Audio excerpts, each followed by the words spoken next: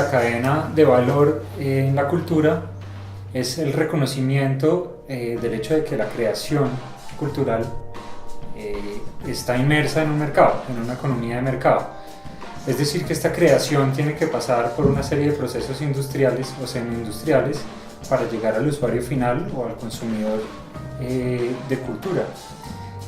Una creación no puede existir en sí misma como una idea abstracta, necesita de una serie de procesos físicos y materiales para hacerse concreta y posteriormente, después de la producción, pues es necesario como mínimo un proceso de distribución que por lo general lleva a cabo otras personas u otras empresas en una cadena de valor, con lo cual llega finalmente un público. Es como la abstracción mínima de lo que implica una cadena de valor, pero en suma es el reconocimiento de que es necesaria una cadena industrial para que una creación llegue a su público final.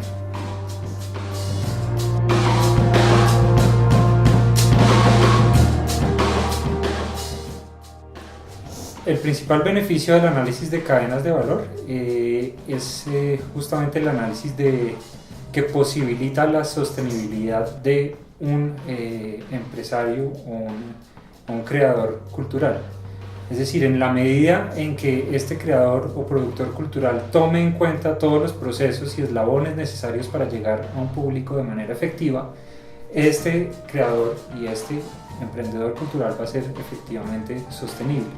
Entonces, y desde la política pública un poco sucede lo mismo. Una política pública debe considerar el análisis de cadena de valor para lograr una política de fomento o unas medidas de fomento que sean sostenibles, que hagan que un sector no solo produzca contenido, sino también lo distribuya eficazmente y finalmente que llegue a los usuarios finales.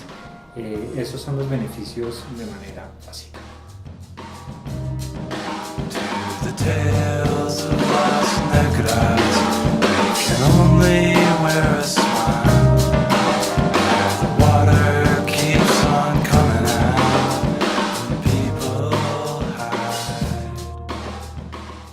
Los de políticas culturales que consideren de manera óptima el análisis de cadena de valor, pues hay muy pocos. Diría que hay ejemplos de políticas que consideran buena parte de la cadena de valor. Una de ellas, a mi parecer, es la ley de cine en Colombia.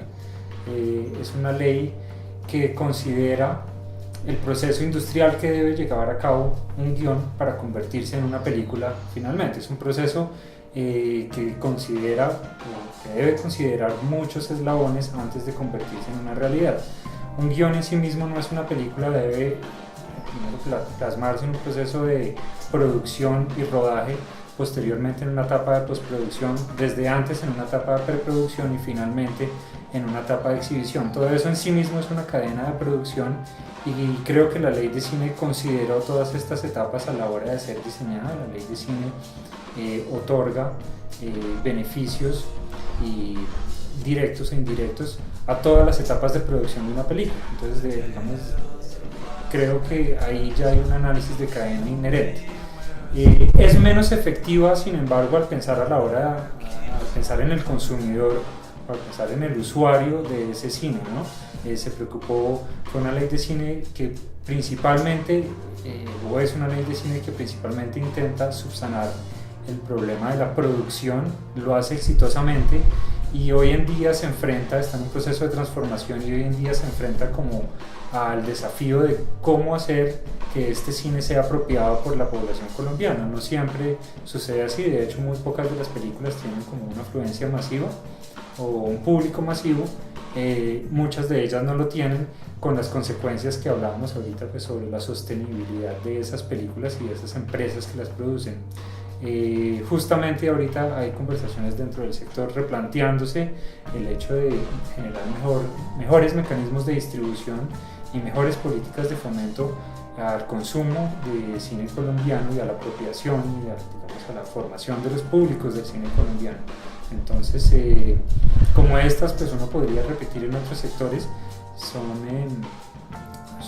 políticas que principalmente tratan de subsanar los problemas de producción y al final están hoy en día preguntándose por el consumidor quién está consumiendo ese tipo de creación.